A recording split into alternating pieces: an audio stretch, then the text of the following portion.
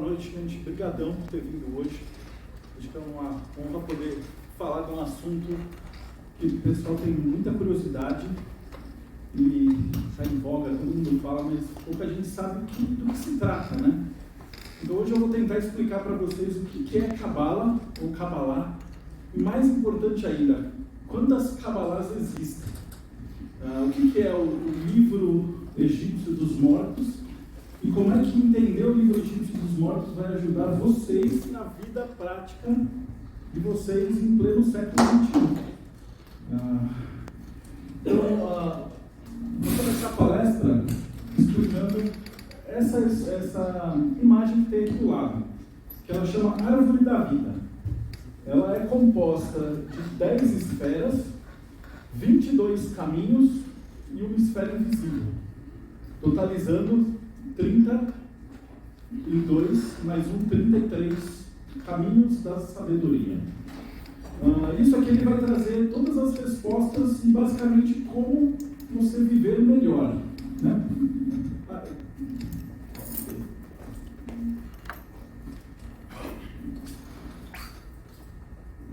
Então, primeiro de tudo, a gente vai explicar o que a gente está fazendo aqui nesse templo hoje de noite, onde é que começa toda essa história de Cabala.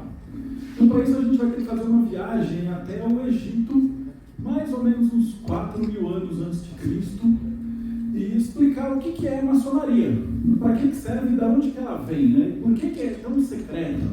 Por que para entrar na maçonaria tem que fazer teste, e é secreto, mulher não pode entrar, e aí tem que selecionar as pessoas, e tem provas, e tem um monte de desafios. É porque naquele momento, maçonaria quer dizer construtores, ou a pessoa que fazia as pontes, os castelos, os aquedutos, os barcos, forjava as espadas. Então eram basicamente as pessoas responsáveis pelo exército. Então por essa é a razão pela qual os construtores eles tinham que ser uma ordem iniciática e fechada. Eles só podiam aceitar pessoas de extrema confiança. Imagina, você era o cara responsável por construir um castelo e fazer a parede ficar de pé. E você tinha acesso a todos os portões, todas as passagens secretas. Você sabia como é que a ponte levadiça funcionava e como é que você derrubava o muro. Aí você imagina, você ensina isso para qualquer pessoa e você corria o risco de no próximo verão você ser invadido com as catapultas que você mesmo ensinou a construir. Então esse projeto e esse segredo de construção, ele fazia parte dos sacerdotes construtores. Se você parar para pensar, até hoje é igual, porque nenhum de nós vai conseguir entrar numa base militar americana e falar assim, posso ver o projeto do novo avião secreto? É ridículo até falar uma coisa dessas. Mas naquele tempo era assim que funcionava. O que acontecia é que a ordem de sacerdotes, eles não aprendiam só a parte de engenharia e matemática e a física e toda essa parte, mas era o estudo completo do ser humano. Então eles sabiam um pouco de medicina, filosofia, a parte de matemática e até o que hoje a gente chama de psicologia. E eles tinham um livro que era o tratado pelo qual eles estudavam, que a gente conhece hoje como o livro egípcio dos mortos. Eu vou começar a palestra no livro egípcio dos mortos, mas ele tem tanta semelhança com o livro tibetano dos mortos que muita gente afirma que essas informações vieram de alguma civilização anterior da qual a gente não tem registro. Mas, para fins da gente manter o mistério, eu vou começar pelo livro egípcio dos mortos. E o que tinha nesse livro? Ele tinha as instruções para você viver uma boa vida e você poder ser testado quando você morresse e passasse para a próxima vida. Então ele trazia instruções do tipo, você respondia perguntas quando você morresse, você estaria diante da deusa da justiça e você ia ter seu coração pesado. E aí você ia ter que responder perguntas do tipo assim, eu não menti, eu não roubei, eu tratei bem os meus empregados, eu tratei bem a minha esposa, os meus filhos, eu ensinei as pessoas ao redor. E aí, de acordo com as suas respostas, por esses pesos, você passaria ou não. Bom, essas instruções, elas vão dar origem ao básico do que a gente vai chamar de Cabala muito tempo depois. Então, uma das vertentes diz, pelas religiões abrâmicas, que existe um sujeito chamado Moisés. Todo mundo conhece a história de Moisés, né? Tem o filme com o Charlton Heston, tem o desenho da Disney, tem a novela da Record, a Bíblia. Então, ele pega os judeus simbolicamente, né, os judeus nunca foram escravos do Egito, tira eles simbolicamente do Egito, leva eles para a Terra Prometida, pega os 10 mandamentos. Então lembra, esses 10 mandamentos eles têm relação direta. Lembra que eu falei que são 10 esferas? Então cada esfera também vai ter a ver com o mandamento. E eles trazem no que mais tarde a gente vai chamar de Cabalá judaica. Então guarda essa informação, que essa é uma das vertentes. Então o que significa Cabalá? Significa receber. Então por essa explicação, nós humanos, a gente tenta se tornar melhor do que Deus. Então essas esferas, elas são chamadas de Clé ou jarros, e Deus, na sua infinita bondade e poder, ele emana beleza, sabedoria, força, inteligência, rigor, misericórdia e todos os outros atributos divinos. E a gente recebe e nos torna, através dessa meditação, pessoas melhores. Beleza. Mas eles não eram os únicos que eles bebiam do Egito. Você tinha muitos gregos que também pegaram esse conhecimento. Então a gente tem histórias e relatos de vários faraós que eram gregos, de ascendência grega. E eles trouxeram esse conhecimento para a Grécia também. Inclusive, depois, se vocês quiserem entrar no Google, existem restos de pirâmides na Grécia. Elas não estão inteiras como as do Egito, porque elas foram desmontadas para fazer estrada mais para frente. Mas você tem as bases, você tem sítios arqueológicos que têm essa interação. E a gente tem muitos dos deuses que vão fazendo uma mescla dos deuses egípcios com os deuses gregos. E qual que era a diferença? Aqui eles chamavam de gnoses. E o que ficou mais conhecido para a gente foi a escola pitagórica. Vocês já ouviram falar do Pitágoras e de tudo isso daí. Qual que é a diferença de Cabala para gnosis? Basicamente que os judeus são monoteístas e os gregos eram politeístas. Então, para os gregos, eles tinham vários deuses, e Deus era a natureza, e aí você tinha um Deus da beleza, um Deus da misericórdia, um Deus da força, um Deus da guerra, um Deus da agricultura, etc. E os gregos tinham uma coisa bacana chamada teatro, que era onde você aprendia essas interações. Então você tinha, por exemplo, pela Torá, você vai ter lá vários versículos que você lendo o versículo, você aprende e fala, olha, o respeito aos mais velhos. Não, então você tem que ver, porque a pessoa mais velha ela vai ter maior conhecimento, você escuta, etc. Você lê, medita e aprende. Para os gregos, não, eles faziam peças de teatro. Então, um exemplo que eu gosto de dar em palestra é do Ícaro. Que ele fala assim, vamos aprender a escutar o mais velho. Então, estava o pai e o filho presos no labirinto. Ele constrói uma asa de cera e fala, filho, aqui você consegue escapar desse labirinto e não vai ser morto pelo Minotauro. Mas não chega perto do sol, senão você vai se dar mal. Aí o moleque sai do labirinto, a hora que ele se vê lá em cima, a arrogância fala assim, esse velho idiota, eu posso fazer o que eu quiser, eu sou jovem, eu sou foda. E aí ele voa perto do sol e a gente já conhece o fim da história. Então quando você escuta essa história, você medita e fala, ok, eu devo escutar meu pai, e aí você aprende alguma coisa. Então são duas maneiras de você passar um conhecimento adiante, uma através do teatro e outra através de meditação e estudo dos versículos. E existe uma terceira linha de raciocínio que veio também do Egito. O pessoal esquece que o Egito fica na África. Isso aqui desce com a rainha do Sabá e vai dar origem aos cultos de Fá e aos orixás. Então, orixás quer dizer natureza.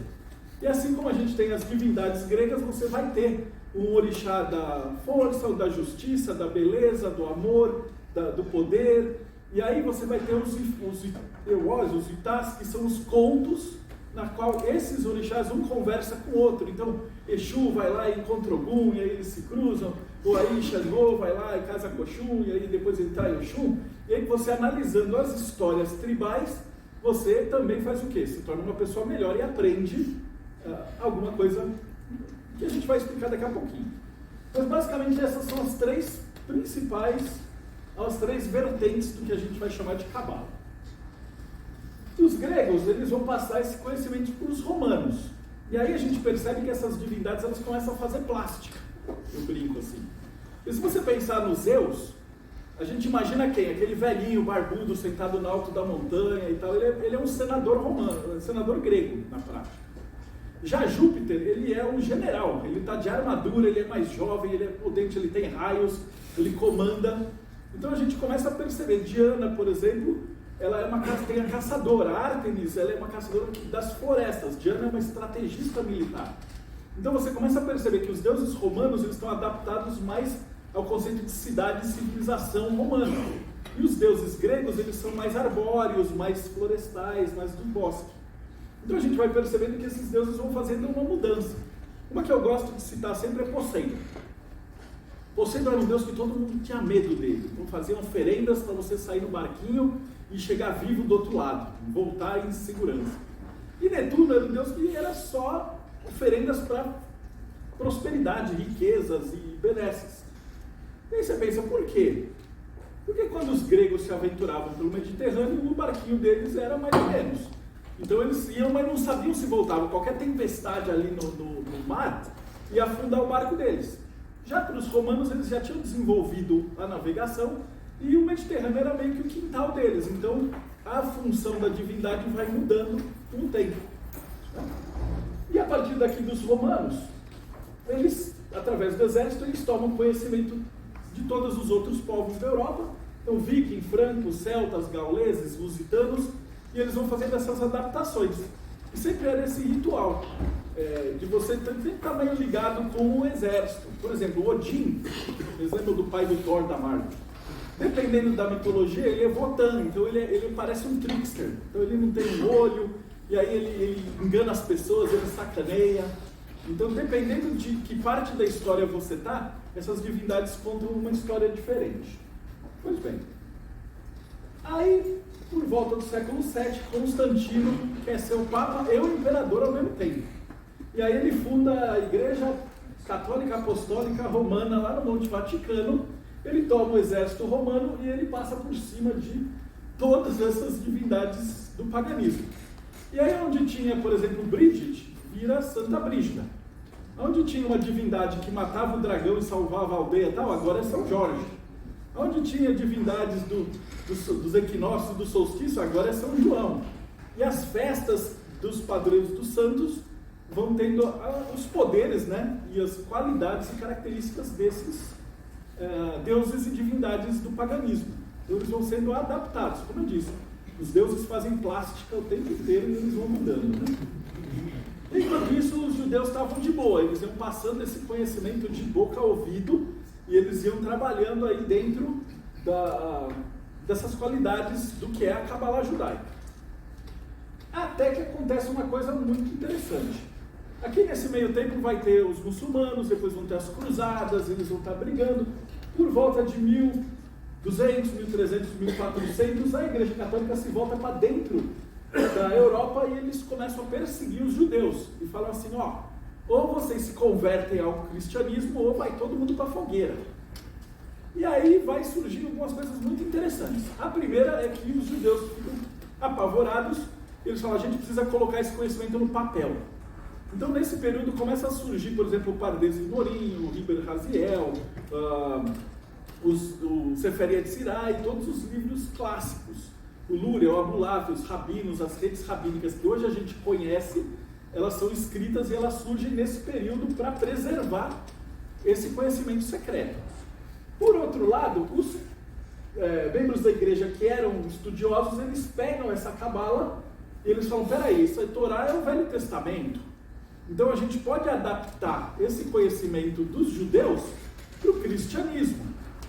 E a gente pode colocar também e misturar aqui com o Novo Testamento. Então surge uma coisa chamada Cabala cristã. E aqui tem uma coisa interessante que vai explicar também muita coisa do esoterismo para vocês. Nesse período,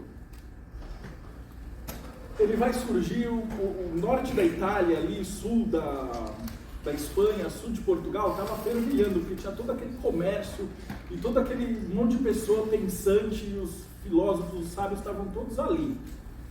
E ao mesmo tempo os herméticos estavam vindo e passando, então você vai ter os pitagóricos, os platônicos, depois você vai ter os filósofos, aí vai ter o próprio Jâmblico, outros filósofos que mantêm esse hermetismo vivo e ele vai entrando, tem o estoicismo e muitas dessas filosofias chegam também nesse período.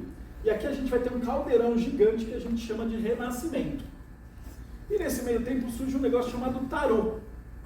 1400 e pouquinho até 1500 começam a surgir os primeiros tarôs. E o que é o tarô?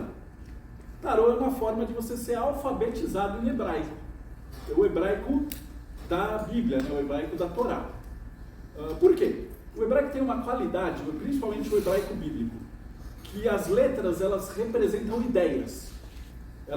Pra gente, o vulgar, né, do latim, eu falo assim, Marcelo, quer dizer nada, quer dizer os sons. Mas quando a gente está falando, por exemplo, de Aleph, seria a primeira letra do alfabeto hebraico. Mas ele quer dizer um monte de coisa, ele pode dizer boi, ele pode dizer também o sopro divino, a origem, o ar de Deus, o fiat lux, a força de criação do divino. Você fala, beleza. E o Beit, a segunda letra? Ele, além de ser a letra B, para a gente, ele também representa a casa de Deus, que é abrigo divino. Então, quando você está lidando com a palavra, com a letra Beit, palavras que tem o Beit, você está falando assim, por exemplo, um cozinheiro, que ele cozinha tão bem que, na verdade, é o sabor se manifestando através daquela pessoa. Aquele músico, ele é tão bom que ele é a beleza e a harmonia se manifestando através do piano. O cara escreve, a eloquência se manifesta, o cara se torna a casa de Deus. E aí eles vão juntar coisas, por exemplo, o Aleph com o Beit vai fazer a palavra que vai significar pai. E o Aleph Beit para os gregos vai formar o alfabeto. Então a gente significa o quê? O sopro de Deus, a fagulha divina, entrando na casa de Deus, forma o quê? A vida. Então sem o alfabeto você não experiencia o universo. E sem o Aleph Beit você não vive, você não experiencia a criação. Então você começa nesse processo extremamente filosófico, onde cada letra vai se desdobrando. Então tem os trabalhos do Abulavia que chama 231 portais de sabedoria, que são essas letras dobradas, e que você começa a entender todo o conceito. Então você vai ter janela, porta, camelo, e cada letra vai significar alguma coisa relacionada com aquele modo de vida. E você entendendo a Cabala hebraica, você vai entendendo os conceitos do mundo ao redor de vocês. E os cristãos ficaram fascinados com isso. E eles tinham uma vantagem que os judeus não tinham. Como eles vieram lá dos gregos, eles podiam usar imagens. Então, dentro do judaísmo tradicional, você só medita na letra de Deus. Então, você pinta lá o Aleph, você vai ficar meditando nessa letra, você vai aprender todos os conceitos dessa letra, e aí você vai interiorizar esses conhecimentos. Para os católicos, para os cristãos, eles olhavam e falavam, não, a gente pode colocar isso num símbolo, a gente pode colocar isso num desenho, a gente pode colocar isso numa carta de tarô. Então, por exemplo, quando a gente pega o louco, você tem lá uma figura que carrega uma trouxinha, que ele está andando, tem um cachorro, tem um monte de símbolos. Se você tiver um mestre do seu lado, ele vai te explicar que esses símbolos eles fazem alegoria a esse sopro de Deus da criatividade. Então o louco é livre, ele é um andarilho, ele não está preso, a criatividade está livre entre todos. E a casa de Deus é o mago é um cara que está sentado numa mesinha com os instrumentos, trabalhando num ofício. Então ele vai significar o quê? Que o louco parou, abriu a cestinha dele. Então você vai conversando. Eu brinco e costumo falar que o equivalente disso hoje em dia é aqueles livros para criança, que você abre assim e fala assim, abelha, tem uma abelha desenhada. B, bola, tem uma bola desenhada. C, casa, tem uma casa desenhada. Então o tarô é mais ou menos um jeito de você aprender esses conceitos complexos através de partes de imagens. E uma das coisas muito bacanas daqui é que mais tarde isso vai dar origem a uma coisa chamada Cabala cristã mesmo. Então aqui a gente vai ter 3 grandes vertentes do que a gente vai chamar de Cabala, aqui no Ocidente. Então a Cabala judaica, que vem desses livros que eu mencionei, e se você quiser aprender ela hoje, como é que a gente faz? É fácil. Para você aprender a Cabala tradicional ortodoxa, você tem que ser homem, mais de 40 anos, casado com filho e hebraico fluente. Difícil. Mas você tem várias outras instituições. Por exemplo, acho que a mais fácil, a mais conhecida é o Kabbalah Center. Eles ensinam a Kabbalah básica para qualquer um que queira aprender. Então, como é que você trabalha aqui dentro da Kabbalah? Você vai meditar nas letras e você vai trabalhar com os 72 nomes de Deus, ou com as evocações desses nomes, que aí cada nome vai estar correlacionando com algum dos poderes do infinito. Você vai ter a Kabbalah cristã, que lá no final da Idade Média, começo de 1500, 1600, ele vai dar origem a um negócio muito legal chamado alquimia, que são aqueles livros ou desenhos que tem um monte de imagem. Vocês já devem ter visto imagens alquímicas. E aquelas imagens não tem uma palavra nelas. Você precisa de um mestre para ir explicando. Olha, aqui tem um camarada, ele está vendado, ele está com uma chave na mão. Aí tem uma porta, significa que se ele não tiver a visão, ele não sabe enxergar. E aí você explicando a alegoria da alquimia, você tem acesso a esses conhecimentos também. Daqui, na Alemanha, por volta de 1600 e pouquinho, surgem 3 livros. O Fama Fraternità, Confessio Rosa Cruz e as Núpcias Alquímicas. E dá origem a um movimento chamado Rosacrucianismo. E um pouquinho mais para frente, com Martinez e Pasquali, o Martinismo. Então quem gosta da Cabala cristã, que vai ter origem ao quê? Ele vê Cristo e a gente tenta se reintegrar a Deus. Então quem gostou dessa ideia, desse viés cristão, você vai poder estudar, acho que a Amora, que acho que é o mais fácil, mais abrangente, mais tranquilo para você entrar. Depois de um tempo da Amora, você vai entrar na TOM, tradicional ordem martinista, e aí você vai descobrir que existem várias ordens martinistas no Brasil. Então eu recomendo também, você pode procurar a Irmandade dos Filósofos Desconhecidos, ela é muito bacana, e aí você vai aprender a Cabala cristã. Aqui você trabalha com a evocação dos 72 espíritos cabalísticos, ou anjos cabalísticos. Se alguém lembra da Mônica Bonfilho da década de 90, quando ficou famoso aquele seu anjo cabalístico, né? Então, o anjo cabalístico é o Sol, mas é a mesma coisa que eu falar que a astrologia é o seu signo, do horóscopo. Então, na verdade, você estudando o mapa astral, você vai ver a posição dos planetas, dos seus os 7 planetas principais. Cada planeta, de acordo com o grau que está, ele vai ter um dos 72 anjos. E aí, nessa combinação, você vai fazer evocação teúrgica, e aí esses anjos vão ajudar você a melhorar como pessoa. É sensacional. E também você vai ter a Cabala hermética, que vem desses filósofos que trouxeram lá do neoplatônico até esse período, e eles se esconderam meio que dentro dessas ordens maçônicas. Então o que acontecia é que os maçons, eles falam assim, o maçom veio dos templários, né? Então, de 1300, tem um documento chamado Carta de Bolonha, que é o primeiro documento maçônico histórico comprovado e tal, que fala das iniciações maçônicas. Mas eles não vieram dos templários, eles andavam junto com os templários. Alguém tinha que construir o castelo dos templários. Depois, quando o rei Filipe Belo persegue os templários, condena todos eles à morte, aí inverte, os templários é que precisam fugir para dentro da maçonaria. E os maçons, que eles eram construtores de igreja e de castelo, eles tinham carta branca para viajar pela Europa inteira. Então isso podia explicar por que tinha um cara enorme, barbudo e queimado de sol no meio da Escócia. Não, ele era um construtor e tal. Então eles conseguiram fazer com que a maçonaria se tornasse meio que um abrigo de fugitivos da igreja. Isso foi muito interessante, que em 1666, Londres pega fogo e a cidade é consumida inteirinha por chamas, e o rei da Inglaterra, que já estava meio puto da vida com a Itália, convoca as guildas de construtores da Europa inteira para irem para Londres para reconstruir a cidade em pedra.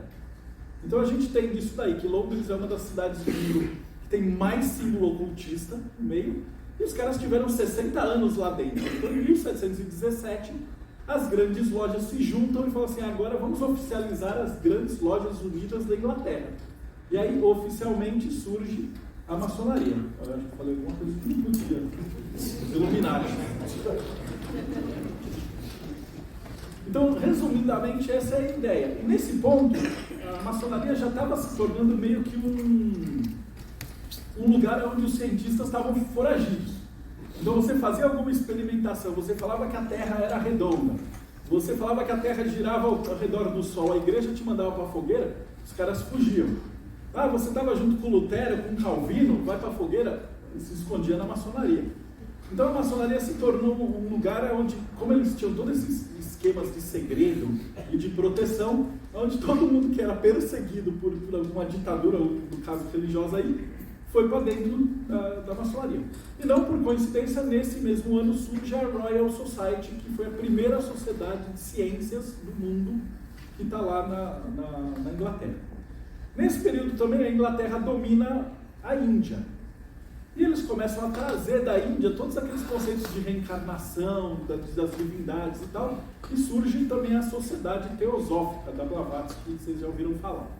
Enquanto isso, na França, Kardec está estudando também esse contato com espíritos e funda o que a gente chama hoje de kardecismo. Então percebe que, basicamente, toda essa história da humanidade de magias, de ordens, tem a ver com falar com fantasma, falar com ancestral e falar com anjo. E, obviamente, o pessoal de fora querendo mandar você para a fogueira. Tranquilo até agora? Então, basicamente, se alguém falar assim, que você gosta de cabala, já ouviu falar, você vai responder assim, qual cabala? Porque existem vários tipos diferentes, né? Daqui eu também posso fazer um parênteses. Lembra que eu falei lá do Ifá? 1500, 1600, eles começam a sequestrar nossos irmãos da África, trazer eles escravizados para cá. E eles tiram todo esse conceito ali do Ifá e eles começam a se juntar. Então, dependendo de como foi a colonização e a escravidão, você vai ter os cultos de voodoo, de santeria, de palomayombe, e aqui no Brasil, os cultos de senzala, que depois, mais tarde, a gente vai ter ali o candomblé, e depois, misturado com o kardecismo, surge a Umbanda, e agora a Quimbanda, que seria a gira de esquerda. Então percebe que meio que eu estou falando de cabala, eu estou abarcando todas as grandes mitologias de uma única raiz, de uma única fonte.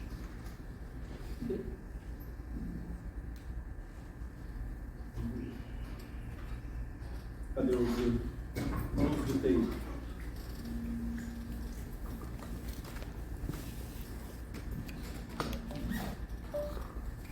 Enquanto ele conserta aqui, ficou faltando uma última contraparte, que é o seguinte: volta de década de 60, 70, um camarada chamado Joseph Campbell, que era um historiador, ele percebeu, e ele foi o primeiro cara que anotou que absolutamente todas as religiões, elas tinham essa divindade, um deus da agricultura, um deus da guerra, um deus da tal, e ele fez um estudo gigantesco. Eu recomendo os livros O Poder do Mito ou O Herói de Mil Faces. E ele foi o primeiro cara que arrumou tudo isso, ele organizou e chamou de monomito. E depois, muitos anos depois, essa base do monomito, ela tem a mesma contraparte que o Jung vai chamar de inconsciente coletivo. Então a gente está trabalhando aí com todos esses conceitos.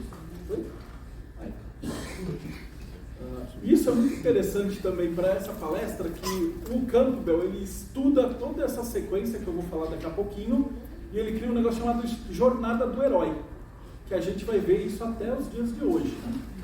E do Campbell ainda, falando sobre ele tem o Poder do Mito, o Herói de Mil Faces, e ele grava um documentário num rancho, onde ele passa 6 meses dando essa entrevista e gravando um documentário da vida dele. E os caras que gravaram tudo isso são dois cineastas e 2 diretores que estavam começando, e que daí eles fazem um filme sobre a cabala. Eles são praticamente desconhecidos, talvez se vocês digitarem no Google vocês vão achar o nome deles. Um chama Steven Spielberg e o outro chama George Lucas. Se vocês entrarem no Google vocês vão ver eles. E aí o filme que eles fazem, que é sobre a cabala, que é a história da Jornada do Herói, chama Star Wars. É Wars, W-A-R-S, se vocês forem procurar. Que é cabala pura. E a partir daí a Jornada do Herói se desmancha. Então, de Harry Potter a Senhora dos Anéis, absolutamente tudo que vocês imaginarem bebe dessas fontes cabalísticas, né? Aqui eu falo de vez em quando, por que eu estou falando de maçonaria do templo? Vocês veem que está cheio de símbolo aqui, muita gente nunca veio num templo maçônico. Então, por que tem tanto símbolo e coisa e vela? Por conta desse camarada aqui, chama Elias Ashmole. Ele era um antiquário, ele era alquimista e ele foi um dos responsáveis por organizar o ritual maçônico. Então ele escondeu tudo que ele podia de maçonaria, de alquimia dentro da maçonaria, para perpetuar esses conhecimentos para sempre. Então eles falavam coisas, por exemplo, que nosso corpo é como um jardim. Então você tem que cuidar da rosa. Então você põe os 4 elementos. Ele tem que ter a água, que é a emoção, ele tem que ter um solo, que é condições mínimas para você se alimentar e se cuidar. Ele tem que ter o vento ou o ar, que são condições mínimas de estudo e de inteligência para você crescer. E o sol, que é uma espiritualidade. E a rosa bem banhada dos 4 elementos, ela vai dar flores e vai atrair as abelhas que vão polinizar outros jardins. Ou seja, uma pessoa que está bem educada, está bem alimentada, estuda e tal, ela vai se tornar útil para a humanidade e vai passar esses conhecimentos e melhorar o jardim de quem está em volta. Olha que legal, são pequenas fábulas que vão passando esses conhecimentos iniciáticos. E quais são esses grandes segredos? Então agora é a hora, vamos ver se os Illuminati deixam eu falar. Então, lembra daquele desenho da árvore que eu mostrei no começo da palestra? Aquele é o segredo de como viver bem, de como ter uma vida boa. Então, para você entender aquele desenho, a gente precisa partir do primeiro princípio de todos, que é o Sol e a Lua. Os orientais vão chamar de Yin e Yang. Mas, basicamente, os primitivos eles perceberam que o ser humano tem duas fases básicas. Então, quando raiava o meio-dia, ou quando o sol nascia, você tinha que acordar, cuidar das galinhas, cuidar dos cabritos, cuidar da plantação, educar seus filhos, cuidar da sua esposa, cuidar da fazenda e trabalhar. Você agitava, você produzia, você estava expandindo seus domínios. E quando chegava a noite, tinha os lobos, as serpentes e tal, você tinha que se proteger, fechar sua casa, descansar, recuperar suas forças e ficar quietinho para recuperar. E no dia seguinte é o mesmo processo, então é essa ideia de ir para fora e para dentro. Então tudo dentro da natureza obedece isso. Então a gente põe ar para dentro e para fora, a gente põe comida para dentro e para fora, a gente põe água para dentro e para fora. Mas a gente também, num outro nível, a gente põe coisas intelectuais para dentro e para fora. Então, por exemplo, nesse momento eu estou olhando. Eu estou dando uma palestra, eu estou falando aí. Vocês estão tudo indo. Vocês estão quietinhos, prestando atenção e tal. Mas tem uma bolinha dentro de cada um deles. Significa que se eu estivesse falando alguma coisa, de repente alguém levanta a mão e fala assim, Dedé, eu estou com uma dúvida. Aí eu imediatamente tinha que fazer o quê? Calar a boca e prestar atenção na pessoa. Porque se eu continuo falando e ignoro a pessoa, eu estou sendo meio ditador aqui. Então eu estou ignorando ali. Então eu tenho que parar e me tornar e escutar o que está vindo. E aí eu vou tentar ver na minha cabeça se eu sei a resposta, aí eu vou falar e alguém vai levantar a mão e aí vai falar outra coisa. E de repente a gente está conversando e aí a gente está nos tornando mais inteligentes, porque a gente está fazendo um debate. Então aqui nas culturas eles vão trazer símbolos disso daí. Por exemplo, no Oriente eles costumam representar isso por carpas num lago se movimentando. Ou um tabuleiro de xadrez. Ou o sol e a lua. Ou o fogo e o gelo. Isso vai representar os opostos confraternizando. Então tem um momento. Aqui podia ser um tabuleiro de xadrez, podia ser cinza. Mas não, é preto e branco. Significa que eu tenho que saber escutar o amiguinho e saber a hora de falar. Porque senão não existe democracia, não existe diálogo, não existe civilização. Então a gente trabalha aqui. Depois, esse processo ele vai se dividir de novo. Então a gente vai ter aqui um grande Yang, um grande Yin, e as bolinhas a gente pode chamar de pequeno Yin e pequeno Yang. Que na alquimia a gente conhece já o fogo, água, ar e terra. Também conhecido como os 4 elementos. Então, desde as casas do Harry Potter, até o Quarteto Fantástico, até os 4 naipes do tarô, até os naipes do baralho de pôquer comum. Se vocês pararem para lembrar, lembra que um deck de baralho é de As até 10, tá? São as 10 esferas, multiplicado pelos 4 mundos da criação. Então aí a gente começa a entender que o deck de tarô, o deck de baralho, ele veio para guardar um segredo maior e perpetuar isso que eu vou explicar para vocês agora. Ok? E o que representa essas coisas? Então aqui é meio óbvio. Então o fogo ele é o Yang. Yang não é o para fora. Então o fogo é o para fora, é a explosão. Aqui a terra é o Yin, é o para dentro. Então a terra é a matéria. E aqui no meio tempo é a nossa mente. Então a gente vai ter aqui corpo, mente e alma. E a gente vai conhecer isso aqui. Eu vou falar um pouquinho sobre cada um. Então a terra, ela fala sobre matéria. Toda a maldita mitologia do universo fala assim, Deus criou o homem a partir do barro. Então se você for procurar nos gregos, Deucalião e Pyrrhus saem do barquinho, pegam umas pedras, eles jogam as pedras, criam a civilização. Os babilônicos, Utnapishtim, saem do dilúvio, jogam umas pedras, criam a humanidade. Azteca, Maia e Inca estão plantando milho, abre a semente do milho e sai a humanidade. Na China, a deusa da criação senta no Rio Amarelo, faz um filetinho e começa a esculpir os chinesinhos. Aí depois ela perde a paciência, ela amarra uma corda assim, joga assim e faz o resto, que é mal feito. Que era a explicação de por que só 10% das pessoas tentam melhorar e o resto vai escutar funk. Eu já tinha isso desde o mundo da criação. Mas o mais interessante que a gente tem nesse período, principalmente nos ritos iniciáticos, é a ideia da caverna, ou da manjedoura, sendo o útero de Gaia, o útero da Mãe Terra. Então, o xamã, ou o iniciado e tal, ele ia para uma sala completamente escura, às vezes eles comiam uns cogumelos estranhos, exógenos, ficava lá dentro e era largado na escuridão completa. E depois de um dia, 2 dias, dependendo do rito, os irmãos e irmãs iam lá e tiravam esse camarada da terra. E aí ele era renascido, e ele via a luz. E o legal é que aí o tal do iniciado, ele deixava de ser daquela raça, daquele credo, daquele gênero, daquele tudo, e ele passava a ser um irmão ou irmã e filho do planeta. Então o conceito de um iniciado é alguém que é irmão de todos os outros iniciados e que vai agora cuidar da terra. Passa a ser um guardião da Mãe Terra. E essa ideia do templo é tão legal que ele vai sendo transformado, os templos e as igrejas vão sendo transformados, é a ideia de uma mulher parindo, né? Essa aqui é a imagem da Catedral da Sé, mas qualquer catedral europeia ou catedral mais antiga ou clássica vai ter esse design. Vocês vão ver que é uma mulher parindo. Ó, ela vai ter 2 torres, imagina uma mulher deitada parindo. Ela vai ter 2 joelhos aqui, com a perna aberta, a barrigona é o duomo, o transepto são os braços, o altar é a cabeça. E aí você vai ter a porta de ogiva dupla, com grandes lábios, pequenos lábios e a roseta, que é o clitóris. Então você tem ali a figura de uma mulher que está parindo. E aí o que acontecia? Isso aqui surge quando começa a ter muita gente, você não tem mais como fazer o processo de iniciação de um para um. Então você leva as pessoas para cá, elas vão receber alguma coisa aqui dentro e elas vão sair melhores do que elas entraram. Se você extrapolar e pensar que as primeiras universidades vieram das igrejas, você pode aplicar esse conceito de alegoria para tudo. Então você vai para uma igreja, você vai para uma faculdade, você vai para uma escola, você vai receber alguma coisa e você vai sair iniciado para fora, né? Tem que lembrar que uma faculdade também é uma ordem iniciática. Você tem que prestar um vestibular, não é qualquer um que entra.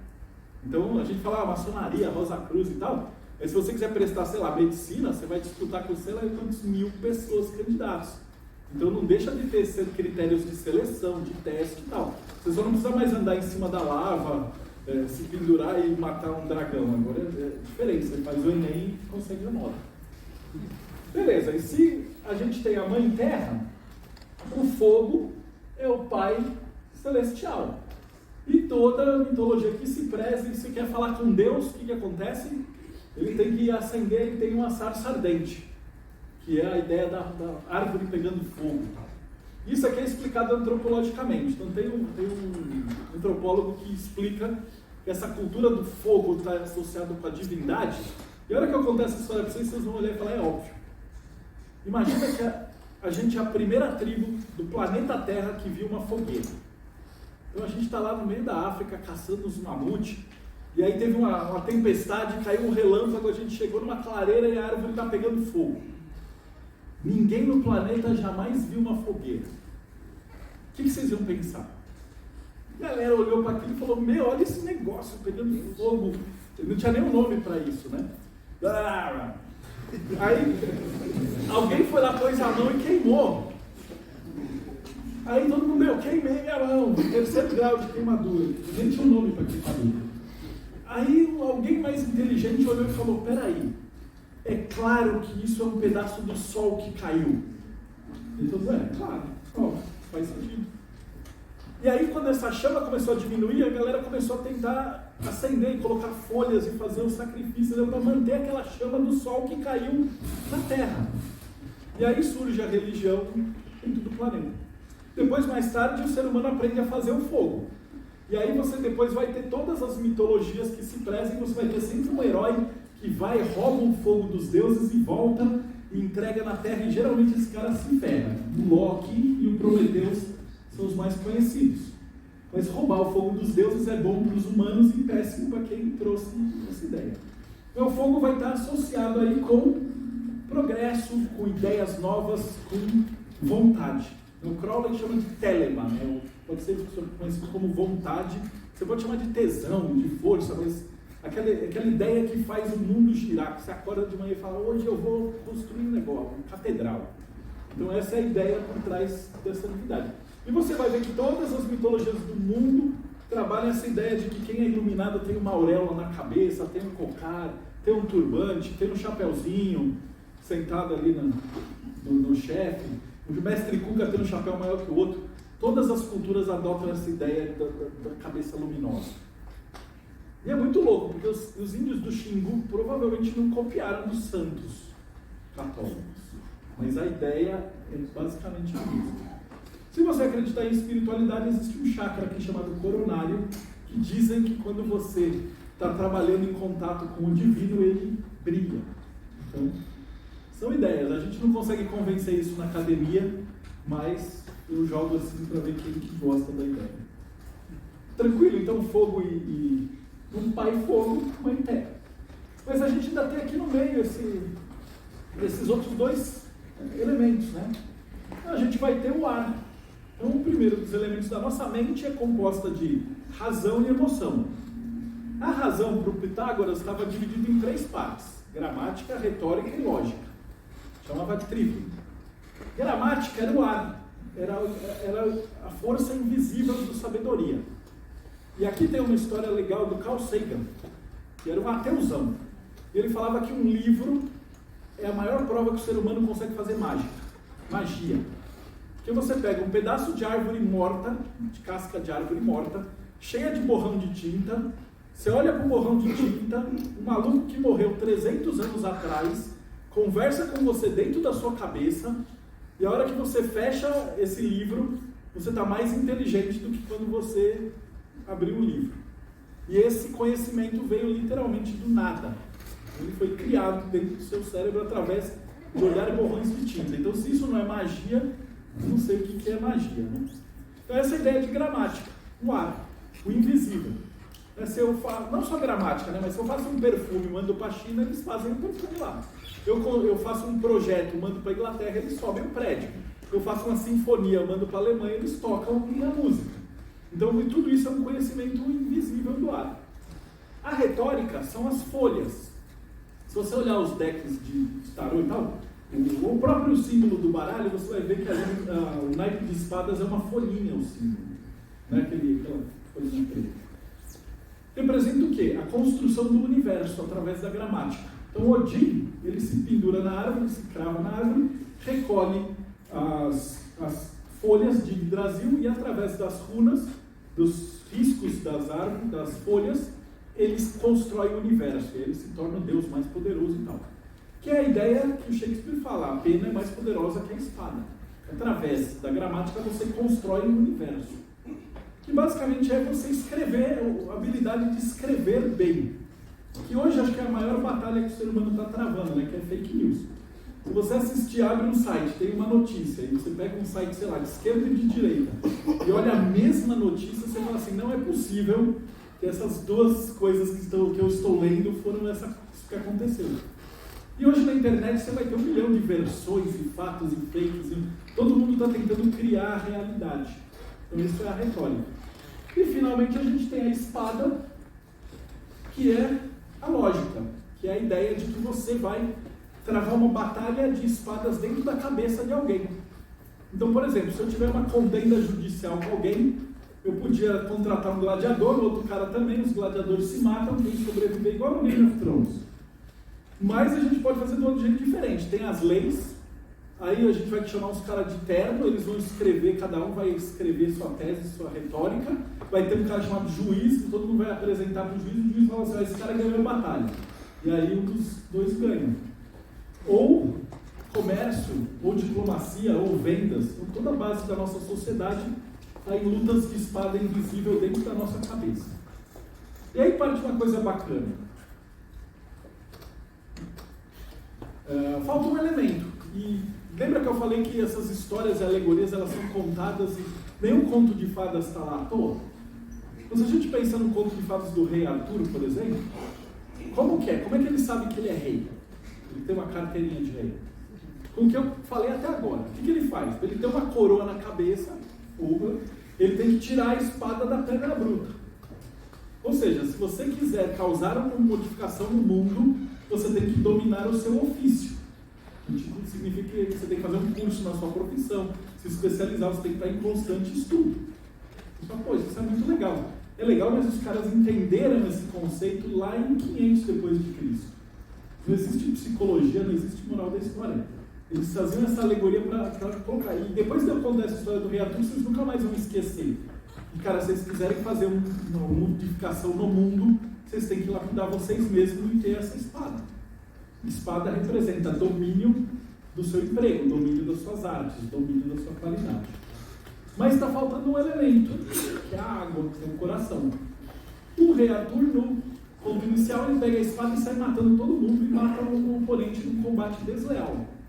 E aí a espada quebra e ele fala assim, putz, se eu quebrei isso aqui, não adianta então eu ter um conhecimento. Sem amor e sem um coração, eu vou ser só um vilão. E aí sim ele leva para a dama do lago, ela reforja a espada se torna Excalibur. E aí o rei Arthur vai em busca do Santo Graal. E aí eu faço um parênteses. Lembra que eu falei que a Igreja Católica mudava tudo? O Santo Graal originalmente era um negócio chamado cornucópia, que era o chifre da cabra que amamentava Zeus no Olimpo, enquanto ele estava escondido. E Zeus, brincando com a cabra, arrancou o chifre da cabra e matou a cabra. Eles transformaram a cabra na constelação de Capricórnio, o chifre ficou.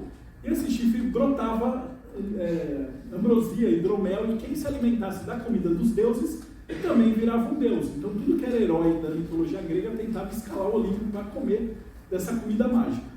Eles falam, ok, mas é bonito, mas e na vida real? Para que isso serve? Pensa assim, você entra na faculdade e olha para um professor e fala, doutor João, advogado, pica das galáxias, né? Você fala, quero ser que nem esse cara. Aí você estuda, vai estudar com ele, pega os livros que ele indicou, vai ver as palestras, vai estudar, e aí você vai lá, se forma, mestrado, doutorado, livre docência, 20 anos depois, você é convidado para o congresso dos pica da galáxia. E aí a hora que você senta para palestrar, quem é que está sentado do seu lado? Doutor João. Ou seja, você, por ter se chegado próximo de pessoas sábias, você se torna mais sábio. Aristóteles falava, se você está sempre sentado e é um cara mais inteligente da mesa, você está sentado em mesas erradas. Então você tem que estar sempre junto de pessoas que saibam mais que você, para você estar sempre se melhorando. Enfim, depois isso vai virar um caldeirão mágico, que você, quando bebe do caldeirão, você renasce. Então qualquer exército que tivesse um caldeirão mágico era indestrutível. E aí os deuses falaram, não, esse caldeirão não pode estar disponível só, ele vai estar no fundo de uma caverna e só quem puder explorar o seu eu mais profundo vai ter acesso a isso. Olha o Jung falando de sombra, depois de muitos séculos, mesma ideia. E os cristãos falaram, caldeirão nem fudendo, isso é de bruxa. Agora isso é o cálice que pegou o sangue de Jesus na cruz. E quem achar o Santo Graal vai ter superpoderes da alma, redenção, um monte de qualidades. E aí o rei Arthur vai atrás do Graal. A pegadinha é que nas histórias clássicas ele nunca encontra o Graal. Então ele chega na França e fala assim, o Graal estava aqui, mas ele agora foi para a Espanha. Quando ele chega na Espanha, ele fala assim, putz, estava aqui quase, agora está na França. E moral da história é que ele morre e não consegue pôr a mão no cálice. Você fala, legal, mas isso é outra historinha. Não. Imagina que você é um pintor. E aí você pinta um quadro e fala, mano, essa aqui é a minha obra-prima. Aí, na semana seguinte, você aprende uma outra técnica esfumaçada, e aí você olha para o seu quadro e fala assim, eu posso fazer melhor. No momento que você olhar para uma coisa que você fez, e você pensar assim, eu posso fazer melhor, o seu Santo Graal acaba de ir para outro castelo. E aí você vai ter que fazer, e lutar mais, e batalhar mais, e fazer alguma coisa melhor. A hora que você faz, você fala, agora tá bom, agora é minha obra-prima. Mas se você continuar estudando, você sempre consegue fazer alguma coisa melhor, se você não parar. E esse é o paradoxo do buscador. Vocês já devem ter ouvido esse termo, né? Nós somos todos buscadores eternos. Porque o sentido é que a gente vai estar sempre buscando, nós não somos achadores. Então a gente vai estar até o nosso leito de morte tentando encontrar o quê? A nossa perfeição.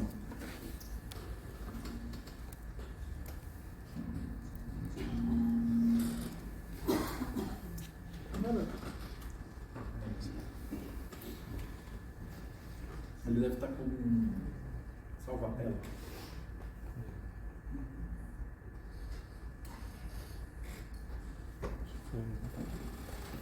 E aí, ok, no livro dos mortos, o que quer dizer tudo isso que eu falei até agora? Que a gente vai trabalhar com este símbolo aqui. Ele representa a primeira metade da nossa parte, a cruz, que a gente vai lapidar a nossa pedra bruta até nos tornarmos mestres. E depois nós vamos fazer parte do convívio e construção do edifício social. Todo Deus que se preze carrega um símbolo desses. Significa que primeiro você se desenvolveu até o melhor que você pode e aí você vai melhorar a sociedade. É facilmente de explicar isso. Na Copa do Mundo, quem que os caras chamam? Os melhores de cada time ou qualquer Zé Mané que acabou de jogar futebol pela primeira vez na vida? E você vai compor uma sinfonia, você vai chamar o gaiteiro que acabou de ganhar a gaita de Natal ou os caras que estão há 20 anos estudando violino clássico. Então, primeiro você precisa se lapidar e depois você constrói alguma coisa. E aqui a ideia de que isso está associado com as cores. Então, esse estudo eu peguei quando eu estava estudando a história da arte medieval, que lembra que todas as escolas de arte renascentistas eram de cabalistas, e eles colocavam esses ensinamentos e essas cores dentro dos trabalhos deles. Então, se você analisar uma pintura, por exemplo, do Da Vinci, a própria Capela Sistina, você vai ver que tem um tarô inteiro desenhado lá em cima. Essa é uma aula de anatomia, uma árvore da vida. Então eles escondiam uma série de símbolos dentro das pinturas. E eles trabalhavam muito com cor que mexia com personalidade. Hoje quem trabalha com isso aqui é mais agência de marketing. Então vocês vão no restaurante, tem muito vermelho. Aí no hospital eles sabem que o azul, vai numa Rosa Cruz, o pronaus é azul para você meditar. O verde te relaxa. Então tem todo o princípio de cromoterapia. Os caras já sabiam isso desde 1400. E por fim a ideia da árvore de Natal, é a árvore mágica. Toda mitologia que envolve a árvore da vida tem uma árvore mágica. Então, Adão e Eva comem do fruto e são expulsos. O último trabalho de Hércules é achar a maçã dourada no jardim. Odin se prende à árvore da vida para ganhar os poderes. A fábula do cara que sobe o pé de feijão, mata o gigante e traz a galinha dos ovos de ouro. Alguém aqui tem um sobrenome de árvore? Pinheiro, Palmeira. Quem de vocês, se tiver um sobrenome de árvore, a família de vocês faz parte daqueles judeus convertidos lá atrás, de Portugal e Espanha. Então, quando eles se converteram ao cristianismo, eles adotaram árvores. Se vocês fizerem o teste genético, vocês vão achar judeu na genética. Ou seja, um pouquinho de sangue cabalista ali. E o que eu mais gosto que é a árvore da vida, que é a própria árvore de Natal. Ó, ela tem Deus lá em cima, as esferas da árvore e os presentes aqui embaixo. Para ensinar nossas crianças, a gente fala, filho, se você for bonzinho o ano inteiro, Papai Noel sabe que você foi justo e perfeito e ele vai trazer presentes para você. O mago fala, se você souber trafegar pela árvore da vida, o universo conspira e você vai colher os frutos do seu trabalho depois. Ok? Então essa foi a primeira parte. Então, que diabos é essa árvore? Que agora eu fiquei pondo pilha em vocês, vou ter que explicar o que é a árvore. Então, isso aqui é conhecido como Templo de Salomão ou Escada de Jacó. É do ser humano profano até Deus. Então está numerado de 1 a 10. Vocês já pularam a amarelinha? O desenho da amarelinha é esse aqui, ó. Vem do inferno, céu, e aí tem os números e você vai pulando. É a própria estrutura. E a gente vai começar por Malkuth, que é a parte de fora do templo. Então ele tem a ver com a colheita. Então tá vendo, as divindades que estão associadas a Malkuth, ó, Inanna, Taueret, Pachamama, era tudo mulher grávida de peitão, barrigão. Porque nos primórdios da humanidade, quando tinha uma mulher grávida e tinha um filho, era um caçador a mais, era um coletor a mais, a vila ficava mais rica. Com o advento da agricultura, passaram a ser as deusas da agricultura, ó, Ceres, Demeter, Flora, Perséfone, Gaia. Então são deusas de colheita, porque aí a agricultura era a riqueza. E a agricultura ela é colhida fora. E todas essas divindades elas têm uma história de descer até o inferno, ficar um tempo germinando e depois elas saem e trazem a natureza. Então a própria história da Deméter é isso. No cristianismo, o que a gente vai ter? Ó, São Lázaro, que ele estava morto, Jesus fala, levanta e anda. E aí quando ele anda, ele vira um profeta. Basicamente é a mesma história da Deméter. Ela é raptada, vai para o submundo, fica lá um tempo, quando ela retorna, a natureza volta no seu esplendor. Então a gente tem essa ideia. E quando a gente vai para uma faculdade, uma loja, uma igreja, a gente entra lá, a gente vai ter que fazer essa jornada e o nosso fruto vai ser colhido lá fora. Entendeu? Ninguém sai aqui fora e fala assim, eu sou um bom advogado. Você vai estudar assim, os outros advogados me reconhecem como um bom advogado. Então você, o fruto dos resultados que você colhe na sua jornada são colhidos fora do templo. Então não adianta nada você entrar numa igreja, numa loja, numa faculdade, passar 5 anos no boteco, ou ser uma merda de pessoa lá fora. Então o que está valendo mesmo na árvore da vida, você começa a jornada e termina a jornada. E essa ideia do começo, na jornada do herói, o herói nunca sabe que ele é o herói. Mas a gente pega lá o Harry Potter, ele vai ser o mago mais poderoso que vai salvar todo mundo lá. Onde é que ele começa o livro e o filme? Trancado numa salinha na câmara de reflexões debaixo de uma escada que nem tem janela. O Luke Skywalker vai ser o Jedi que vai trazer o balanço da força do universo, tal. Onde é que ele começa? Ele é fazendeiro num planeta que é deserto. Não tem nada para colher. O Neo do Matrix começa numa bainha fechada. E aí você vai ter o Frodo e ele aspectos. Se você pensar num filme famoso, a jornada do herói sempre começa aqui e você sempre pode navegar. E aí você vai dar um passo para dentro da árvore. Plum. E você vai chegar e é só que é alquimicamente a Lua. Por que a Lua? Porque a gente está tentando chegar no Sol que está aqui no meio. A Lua, ela não tem brilho próprio, ela reflete o Sol. Então, a Lua significa que quando você quer aprender uma profissão nova, ou alguma habilidade, ou uma religião, ou alguma coisa nova, você vai ter que ter contato com professores e jornadas. Então, e essa lida muito com deusas da Lua e deusas de jornada. Então, Isis, Bastet, Ártemis, Psique. Então, essas divindades elas vão recolhendo peças. Então, pega, por exemplo, Isis. Osíris é picotado pelo Egito, e aí Isis precisa passear e recolher esses pedaços de Osíris para conseguir fazer o filho deles, o Horus. Em várias ordens iniciáticas, você vai fazer jornadas iniciáticas para recolher uma palavra, um passo, uma coisinha, para conseguir juntar, para conseguir passar para o próximo grau. Numa faculdade também, você vai fazer trabalho, apresentar, pegar nota. É uma jornada na qual você vai ser premiado com notas até você pegar o próximo estágio. Então isso aqui diz o quê? Quando você está começando alguma coisa, na Cabala Judaica fala que você precisa estudar 108 mestres para poder dizer que você estudou alguma disciplina. Mas é a mesma ideia. O que acontece? Por exemplo, eu sou arquiteto. Para eu me formar, eu tive que ter contato com arquitetura clássica, neoclássica, barroca, brutalismo, todos os tipos, uns 200 tipos diferentes.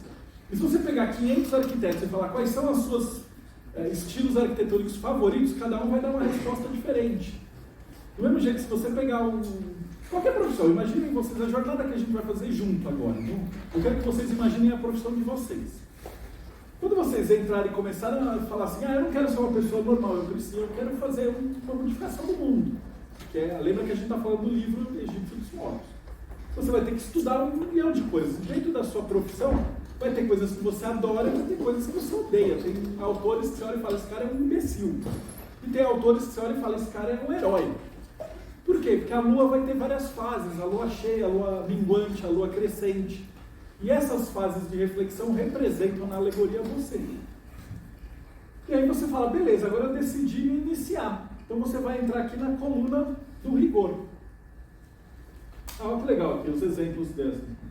Além dessas jornadas, você sempre vai ter um guia que vai conduzir o herói para dentro do mundo de aventura. O Morpheus, o Hagrid, o Coelho Branco da Alice, a própria Sarah Connors. E no retorno da árvore você vai representar aqui o ventre. Então você vai ter são sempre mulheres, mães ou grávidas gestantes. Aqui a gente vai ter a própria Iemanjá e a Virgem Maria. Por quê? Porque quando a gente estiver descendo, lembra que aqui é o homem e a mulher, vai gestar alguém e o resultado é colhido aqui. Aí a gente sobe mais um pouquinho e a gente lembra que tem razão e emoção. Então a gente está aqui na nossa mente, ou aprendiz e companheiro, ou faixa branca, faixa marrom e faixa preta. Alguém treina arte marcial aqui? Tudo vai ser esses 3 pontos. O cara que inicia, ele vai estar na coluna ali do rigor e está representado aqui por deuses da escriba, Totem, Hotep, o próprio Moisés, o Loki. São deuses que trazem essa parte de lógica, de inteligência, de intelectual. Porque na nossa vida, quando a gente vai fazer uma profissão, primeiro e segundo ano de faculdade, ou primeiros anos que você está fazendo, o que você vai estudar? Eu estudei resistência dos materiais, cálculo, física básica e tudo para fazer cálculo. Então quem é medicina vai aprender anatomia. Então qualquer lugar onde você vai, o primeiro contato da iniciação ali é com a parte lógica, a parte intelectual da coisa. Depois de um tempo, você vai ver que todos os heróis e tal, sempre vai ter um herói que é cibernético, robô, cientista. Vê no próprio Star Wars, são 2 robozinhos. Um fala todas as línguas do universo e tal. O outro é uma bolinha que só se movimenta e ele só produz música. Então, o Harry Potter tem uma amiga que é super inteligente e o outro amigo que ele é super emotivo. E a gente vai procurando, você, todo herói, exemplo, grupo dos Vingadores e tal, vai ter essas qualidades. Ele vai estar representando aqui, essa primeira etapa. Aí, a gente olha para o outro lado e enxerga a estrela de Vênus. Significa o quê? Que você decidiu seguir por essa profissão. Então aqui já tem uma pessoa lá, sei lá, 4º, 5º ano de faculdade. Aqui está representado pelo amor. Lembra que eu falei da água? Então, deusas do amor. Ó. Afrodite, Vênus, Sif, Friga, Titânia, Oxum. Então são todas as esposas dos deuses, as musas inspiradoras, né? Porque aqui você já está inspirado para trabalhar. O que acontece aqui nesse 4º, 5º ano de faculdade? Você já está procurando estágio, você já está fazendo curso de especialização, você já está se virando, porque você daqui a pouco vai se formar. Numa escola de arte marcial, você já treinou tanto que você já está na faixa marrom, você já está quase indo para ser um faixa preta, né? E aqui a gente tem essa ideia do poeta e da musa. O poeta sozinho, ele sabe todas as letras do universo na coluna da força, mas ele não consegue criar nada. E na coluna da beleza, a musa está lá sozinha, ela museia. Aqui na maçonaria representa o maçom e a esposa. As esposas de maçom aqui, vocês lembram que para eles entrarem aqui, foi os maçom na casa de vocês e perguntou se vocês deixavam? Sabia que se vocês tivessem falado não, eles não iam poder entrar? É a importância que aqui na maçonaria, sem a musa inspiradora, não existe o trabalho do poeta. Então o casamento está representado aqui. Então você trabalha sempre nesse processo. Essa é a vida. E como é que eu falei que é o manual para você viver bem? São checklists que você faz. Você fala assim, eu estou estudando, eu estou me aprimorando, eu estou buscando novos conhecimentos da minha profissão o tempo inteiro, eu estou cuidando do meu parceiro, da minha parceira, então eu estou cuidando dos meus filhos. Então você vai fazendo checklists e vendo se a sua vida está funcionando ou se onde é que estão os problemas. Isso também serve para empresas. Então, por exemplo, numa escola, aqui eu coloquei, por exemplo, um vigilante. Alguém, uma escola iniciática, não é o mestre faixa preta lá que vai treinar uma faixa branca, mas ele vai colocar uns faixas marrons, que são bons, para instruir, tipo, não é o chefe Cuca Michelin 5 estrelas, que vai num curso de culinária ensinar o Zé Nené que não sabe fazer um ovo. Um aluno graduado que vai ensinar. Então faz parte de um processo. Os professores de 1º e 2º ano de faculdade costumam ser mestrados e tal, que não são tão avançados. Então na vida você vai instruindo quem está ali abaixo. Faz parte de todo o processo de uma vida equilibrada. Até a gente chegar no Sol, topo da cruz, Tiferet, que é a beleza. Aqui é o chakra cardíaco. Eu não vou falar muito de chakra hoje, mas é legal. Só para a gente ter uma ideia dos chakras, chakra cardíaco é o que fica aqui, e dizem que quando você está pelo amor da humanidade, esse chakra ele vibra, ele expande, aí as pessoas conseguem enxergar asas, umas coisas assim, umas maluquices. E isso é muito interessante, porque quando você estuda a figura do Jesus, ele tem um chakra cardíaco brilhando aqui, né? E eu fiz colégio, eu estudei no São Bento, e eu chegava para o padre e falava, mas padre, esse coração de Jesus para fora, está brilhando, está pegando fogo, ele é um zumbi, o que está acontecendo? Aí o padre falava assim, são os mistérios. Mas é que ele não podia falar que, na verdade, esse é um chakra. E depois na maçonaria eu aprendi que são os mistérios, quer dizer, não é do seu grau. É quando a pessoa não sabe e ela fala isso. Quando você chega aqui na faixa preta, e é Jesus, ó, todos os deuses, ó, Osíris, Apolo, Hermes, Dionísio, Orfeus. Então você vai ser o herói da sua própria jornada, ou a heroína. Eles falam que se aqui a metade é Jesus e o resto, né? Então a gente vai pegar o próximo degrau, vai cuidar de rigor e misericórdia. Então, aqui, deuses da guerra, Ares, Sekhmet, Horus, Vulcano, Thor, Ogum, São Jorge. Essa é a hora de você guerrear e batalhar. Então, uma vez que você se formou, os primeiros 5, 10 anos da profissão, você vai estar matando um leão por dia. Você tem que batalhar, você tem que se esforçar, você tem que conquistar o seu lugar.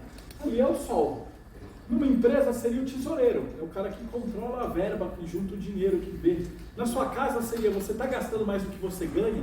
Como é que está a sua finança? Como é que está o seu equilíbrio? E depois a gente vai ter Júpiter, que é a misericórdia. Hesed, ele vai ter dentro da Cabala judaica as raízes de planejamento, prosperidade e caridade. Ele fala, se você planeja, você tem prosperidade. Se você tem prosperidade, você tem a obrigação de fazer a caridade. Então aqui na loja a gente tem o hospitaleiro. Mas aqui a gente vai ter Odin, Zeus, Júpiter, Poseidon, Wotan, Taliesin, Merlin, o Gandalf, o Dumbledore. Você vê que é sempre um velhinho de barba que toma conta do rei. Né? E até a ideia do Graal, a gente vai estar fazendo essa busca aqui. Isso aqui é tão louco, deixa eu só fazer um parênteses.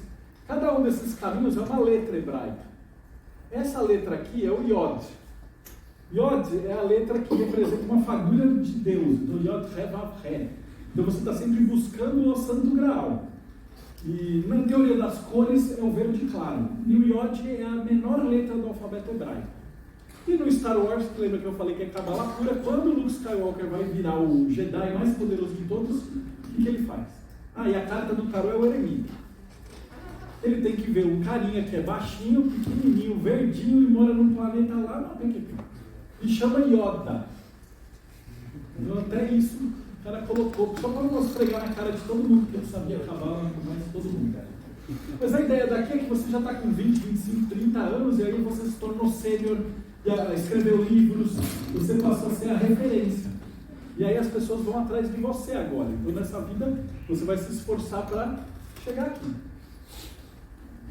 Aí nós temos Da'at, que é o meio, e vai trabalhar com os desafios. Então Da'at está representado sempre por um vilão, um monstro. São aquelas teorias, as sabedorias profundas, ó, Saturno, Tiamat, Thanatos. Mas o exemplo mais prático acho que é a Medusa. E o herói, para passar pela Medusa e conseguir o Pegasus, ele tem que matar a Medusa, senão ela transforma ele em pedra. Que é a mesma coisa que o cara fala, pai, eu vou estudar evocações grimoriais, e ele fala, é muito difícil isso, né? Tem que estudar tudo isso mesmo. Não, desisto, vou fazer outra coisa. Ou o cara entra numa sala e começa a falar, não, quarta-feira tem jogo do Corinthians, não vou não. E aí, eventualmente, ele abandona, vira pedra de novo. Então você vai ter todo esse processo. E quase todos os vilões e tal, aqui tem um abismo, né? Significa que tudo aquilo que você tem de conhecimento que você não entende, cai num abismo. E o que passa vira Binah. Binah é o entendimento. Então é tudo aquilo que você guarda. Então, eles são então associados com os deuses da justiça. A justiça, Temis, Maat, o Tyr, que representam o quê? Xangô. Ele vai representar a própria justiça observando a árvore. Então a figura da corregedoria na polícia, do morador, do ombudsman, do fale conosco. Toda instituição tem que ter um auto-julgamento para ver se você está dentro dos trilhos, para ver se você funciona. E aqui é legal porque isso tem tudo aquilo que você entende. Aqui, por exemplo, Shet quer dizer cerca. E fala que nós, como seres humanos, estamos cercados pela nossa ignorância. Tudo aquilo que a gente não sabe, a gente desconhece, a gente não pode fazer escolhas. Né? Por exemplo, imagina que você quer sair com a sua família de férias. Você não pode viajar para uma cidade que você não sabe que existe. Então, primeiro você tem que ler em algum lugar da internet que existe uma cidade legal, que tem um hotel legal, que tem uma atração turística legal, e aí sim você vai ter a vontade de viajar. Então, a gente está sempre preso pela gaiola da nossa ignorância. Então, outra função da vida é que você tem sempre que tentar estudar mais. Né?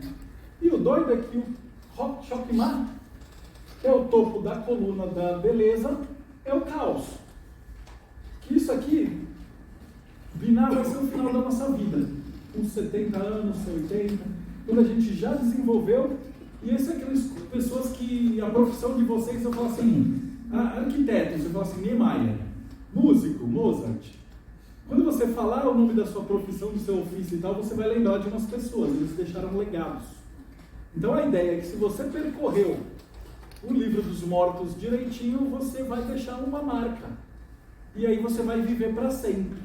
Porque daqui 200 anos os caras vão estar abrindo uma folha de papel cheio de manchas e você vai estar conversando com a pessoa dentro da cabeça dela e vai ensinar a pessoa. Ou talvez o cara vai abrir um vídeo do YouTube e você vai conversar com a pessoa, né? Hoje em dia está diferente. Mas a ideia é essa. Aqui está a sabedoria de todas as outras histórias. Por mais que a gente saiba tudo, a gente é 1 em 8 bilhões. Cada pessoa vai ter uma fagulha divina, né? E todo mundo está observando o universo. Dentro da Cabala, a gente fala assim, Deus, onisciente. Então Deus é entediado pra caramba, porque ele sabe tudo. O maior prazer que a gente tem na vida é quando a gente aprende uma coisa nova. Se Deus é onisciente, a vida dele é chata pra caralho. Então o que ele teve uma ideia genial? Ele falou, vamos dividir nos 72 anjos, que aí um anjo, apesar de eles terem poderes infinitos, eles não sabem tudo. E aí eles podem se conhecer. E aí soltou os anjos pelo universo e eles foram trocando informações. E aí Deus se banhou em prazer do conhecimento. E aí, eventualmente, os anjos adquiriram todo o conhecimento de novo. Aí Deus olhou e falou, isso é muito legal. E aí ele se dividiu em todas as criaturas vivas do planeta.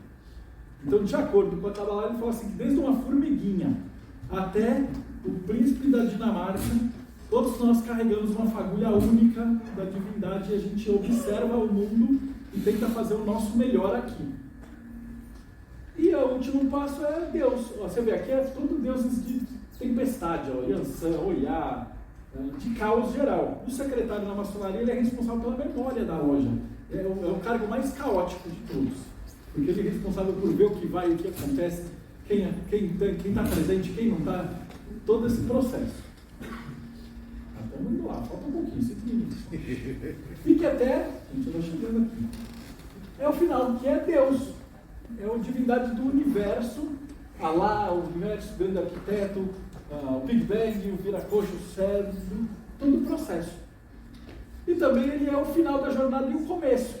Porque do mesmo jeito que a gente cria tudo, a gente, enquanto está subindo na árvore, a gente está descendo na árvore e co-criando. Que é essa ideia dos anjos. Então, por exemplo, qualquer coisa que a gente vai criar na nossa vida, a gente está descendo a árvore, no processo da pomba. Então, vamos supor, você quer fazer vamos dar um exemplo aqui, o Venerável quis fazer uma noite de gala com todo mundo, uma sessão magna e tal. O que ele podia ter feito hoje? Qualquer coisa, ele podia ter trazido uma equipe de circo para fazer malabares, ele podia ter trazido dançarinas, um palestrante, ele tinha infinitas possibilidades de fazer alguma coisa essa noite. Mas ele não poderia chamar uma pessoa que ele não conhece para vir aqui palestrar. Primeiro ele tinha que falar, o que eu vou fazer hoje? E assim é a nossa vida. Você quer fazer uma viagem com sua família, você quer comprar um carro, você quer fazer um curso, você está com fome e vai preparar um jantar. Então tudo parte disso aqui, você precisa ter conhecimento do universo. Depois disso a gente vai trabalhar com rigor e misericórdia, planejamento e execução. Então ele falou, beleza, vamos achar um palestrante e tal, vamos ver custo no dia e data. Então o primeiro palestrante que era para vir hoje, na verdade, era o Tom Cruise.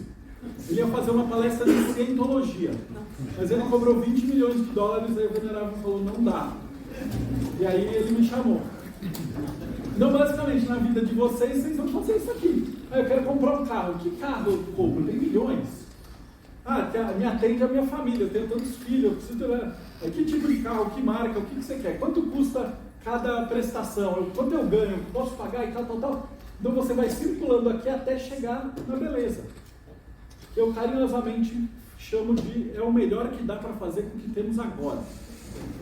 E eventualmente pode vir no meio desse processo, pode surgir mais informações de conhecimento e a gente pode estar sempre melhorando isso aqui. E aí vocês podem aplicar isso para a vida inteira. Você vai chamar o RAP, que restaurante que você quer, quanto vai custar, onde você vai ir, eu quero viajar, quanto custa o hotel. Então esse checklist, por isso que o pessoal fala de cabala do dinheiro, cabala da fortuna e tal, porque a cabala é você entender como o universo funciona aqui. Se você tem esse domínio, você sempre vai tomar as decisões corretas na vida. E aí as pessoas que entendem cabala, por isso que a galera que faz cabala está sempre próspera. E por isso que os caras morrem de medo dos judeus, porque imagina que você é pequenininho, está estudando a Torá, está estudando as letras. Eu nem entrei no detalhe que cada letra dessas tem um ensinamento de vida. Tipo aqui em cima, ó, Aleph Beit. E aí, onde a gente enxerga, por exemplo, uma esquina, um judeu pode olhar e enxergar uma padaria. Então eles estão treinados por estar presentes no universo o tempo inteiro em trabalhar isso. E na maçonaria a gente tem as instruções e tal para que a gente desenvolva isso. Como os rios do Ocidente que a gente precisa aprender. É isso aqui. E aí, mas esse processo não terminou ainda. Então a gente ainda tem a razão e a emoção. Então eu vim dar palestra aqui, mas vamos supor, eu tenho que estar equilibrado. Eu tenho que estar preparado, eu tenho que estar com todos os instrumentos prontos. Então vamos supor que eu venho aqui, mas sei lá, minha avó morreu hoje de tarde. Aí eu falei, não vou falhar com o venerável e tal. Eu venho, mas aí eu estou chorando, eu estou ruim, não consigo falar. E aí não sai a palestra. Ou eu venho aqui, o projetor falha, o microfone acaba, aí eu fico rouco, um monte de coisa prática pode acontecer. Então todos esses são percalços que a gente tem que estar planejado e cobrir tudo isso. E aí a gente chega no útero. Tá vendo? Então tudo está funcionando. E aí a gente gesta uma criança. Então a gente está aqui nesse momento. Eu estou entregando a palestra, vocês estão tudo recebendo a palestra que é o 10. Mas o 10 é o 1 mais 0 que vai virar o Keter de cada um de vocês. E aqui entra o Aleph Beit, que é o alfabeto de cada um de vocês. Vamos supor que alguém tivesse trazido um russo para acompanhar aqui. Ele ia estar assistindo eu dar a palestra em português, ele não ia ter entendido porra nenhuma de nada. Ou uma vez que eu dei uma palestra, tinha um pastor evangélico na mesa, e ele falou assim, 2 horas perdidas, só falou de demônio. Essa é a razão pela qual o professor dá a mesma aula para todo mundo, mas quando ele faz uma prova, tem aluno que tira 10, tem aluno que tira 5, tem aluno que tira 0. Porque apesar de vocês estarem recebendo o mesmo conhecimento do universo, cada um tem um Aleph Beit, um alfabeto diferente. E o que vocês não entendem, cai no abismo. Por isso que eu estou gravando a palestra, porque daqui a um ano vocês vão no YouTube e vão assistir a mesma palestra, eu vou falar assim, o Deldeb não falou isso, ele falou outra coisa, na época eu não entendi, agora eu entendi. É aquela ideia de que você nunca cruza o rio igual. E você vai aprendendo, e você vai subindo na árvore, e você vai co-criando coisas cada vez mais complexas e mais bonitas. Ok? Então, basicamente, essa é a estrutura básica. Cortaram meu tempo. Mas a ideia é que, por que se estuda Kabbalah? Por que se treina o livro dos mortos? Para ter essa vida, para você viver para sempre. Você vai deixar, tipo, nem que você seja conhecido como o melhor avô de todos, ou você pode ser o nome de uma rua, mas causem mudança no universo. Todo mundo tem a fagulha de Deus. E quando você tem contato com essas forças, você vai ter um presente no fundo da árvore da vida. Por isso que todo mundo que começa a estudar Kabbalah fala, isso é um processo. Mas esse processo é para sempre. Eu perguntei para o Rabino, quanto tempo demora para aprender Kabbalah? Ele falou assim, algumas vidas. Então esse é o processo. Mas a ideia é que funciona. Então enquanto você sobe na árvore, você desce na árvore. Todos nós estamos fazendo isso. Por isso que aquela ideia do labirinto. Lembra do começo da palestra? A gente está tudo preso nesse labirinto. Eu estou dando asas para vocês. Então vocês têm essa chance de sair. Como o Raul Seixas falava, o problema do mago é vislumbrar os segredos do universo e o boleto que vai vencer no final do mês. Então a gente está trabalhando com raízes no inferno e a copa da árvore nos céus. Então é para isso que se estuda Kabbalah e por isso que é fascinante e por isso que as pessoas amam. Então, entendendo Kabbalah, você vai entender a astrologia. Então, lembra que eu mostrei os planetas? O mapa de vocês tem todos esses planetas. Esses anjos, esses espíritos que trabalham, você pode fazer evocações desses anjos para que eles te ajudem a melhorar. Ou você pode rezar para os nomes de Deus, dependendo de qual vertente. E aí ela vai te trazer o que você tem de melhor, trazer à tona. Quando você estiver criando alguma coisa, isso aqui é um checklist. Eu não tive tempo de falar, meu curso básico de Kabbalah são 12, 18 horas. Então, cada um desses caminhos, ele explica coisas. Por exemplo, a gente vai falar da alegoria da chave da iniciação. Que é na alquimia, um homem que tem uma chave que está tentando entrar num palácio. E se você parar para imaginar um vestibular, qual é o princípio de uma chave? Não é um monte de dentinho que quando você encaixa os dentes e vira a chave a porta abre? Se você pensar no Enem como um monte de dentinho e os caras vão preenchendo os resultados, e aquilo ali forma uma chave com 72 dentes, não sei quantas questões tem nem na minha época, né? E cada um dos alunos vai fazer a sua chave, todos vão enfiar na fechadura e girar. E os que acertarem mais dentinhos da chave entram na faculdade. Então são processos que, apesar de milenares, eles valem para hoje em dia. Então por isso que se estuda Kabbalah, por isso que todo mundo que começa a estudar fica apaixonado. Eu estou terminando, eu consigo guardar essas coisas. Mas basicamente é isso. Se vocês estudarem Kabbalah, se dedicarem, eu garanto que vocês vão ter uma vida muito boa e próspera e entendendo o universo ao redor de vocês. Tenho dito, general. Obrigado, meu irmão. Obrigado a todos aqui presentes.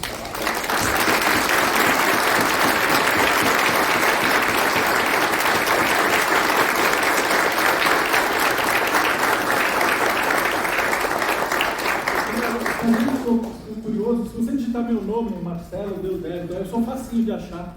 Eu tenho um canal no YouTube que eu entrevisto grãos mestres de ordem, pessoal de martinismo, de umbanda, de quimbanda, de astrologia. Tudo que você imaginar de esotérica, a gente vai atrás, tenta achar o cara que é o melhor, e aí chama a pessoa, a entrevista, ela fala, e aí a gente pergunta, eu quero aprender a evocar anjo. Aí a gente vai atrás do cara que manja de evocar anjo, e depois ele vai falar assim, tem um curso, tem um livro, faça isso aqui.